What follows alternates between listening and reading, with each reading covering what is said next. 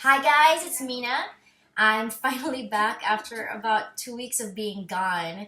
And so I'm trying to get back into the swing of things. I've just been so busy. We are trying to prepare for a move, an upcoming move, and I have just been kind of frazzled and stressed out with a lot of different things. But we got to do something fun this past weekend. We went to SeaWorld San Diego and we all had fun. But more importantly, the kids had fun. Yay!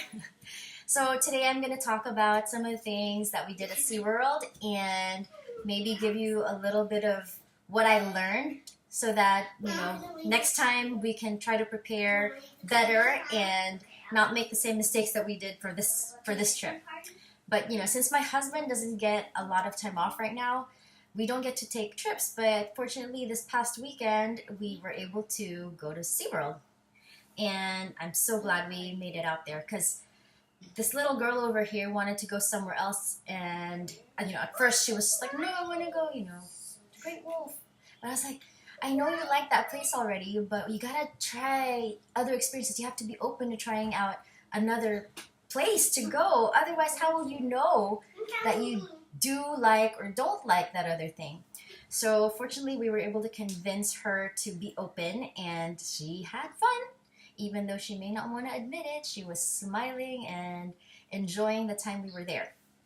So, first thing I'm going to show you is the map of SeaWorld. And it is not the kind of map that helped me very much. I still got confused about where to go because it basically just has pathways and it has names of the attractions and stuff, but no street names, so you just kind of have to, get your bearings somehow. And on the back, it lists a schedule for the day, and it lists some of the restaurants and names some of the rides and what they are. And it was helpful to me to highlight things that we were really wanting to go to. So, and the same thing in the back, you see some highlighting that's not part of the actual paper. That was my highlighter that I kept in my bag. And it helped me to make sure that I'm looking at the things that we really wanted to do. But in preparation for our Saturday there, I also went ahead and looked at the schedule on the SeaWorld website.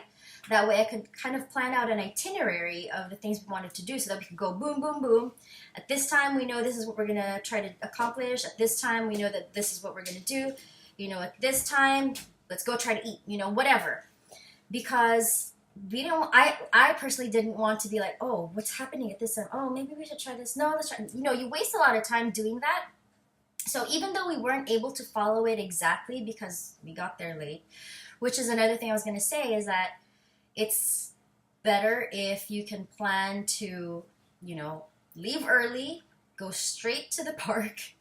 Because what we ended up doing, because some people wanted breakfast, we stopped at a fast food restaurant drive-through, and they didn't have the order like right there, so we had to wait in the parking lot for a bit. And then when they brought it to us, I looked in there, I was like, okay, this is wrong, this is missing stuff.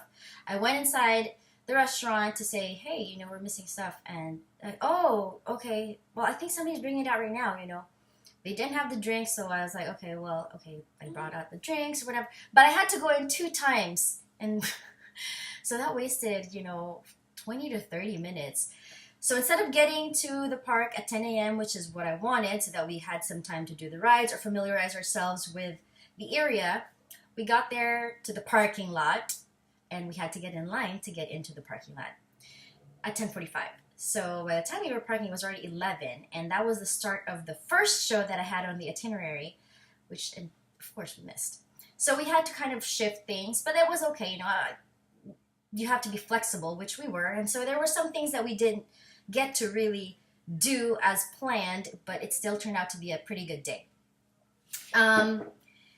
We opted to do the all-inclusive plan just because we were only going to go for one day. So I knew that we did want to see the shows, and we didn't want to have to waste time getting there super, super early, and then, just so that we could get seats. So part of the all-inclusive, other than the quick queue, which is skipping the lines at certain rides, the very busy rides, it also had reserved seating for the shows, which was really helpful, I thought, because you could show up 10 minutes before the show and still get the good seats. And then it also included all-day dining, which if you think at first, oh, I can dine all day?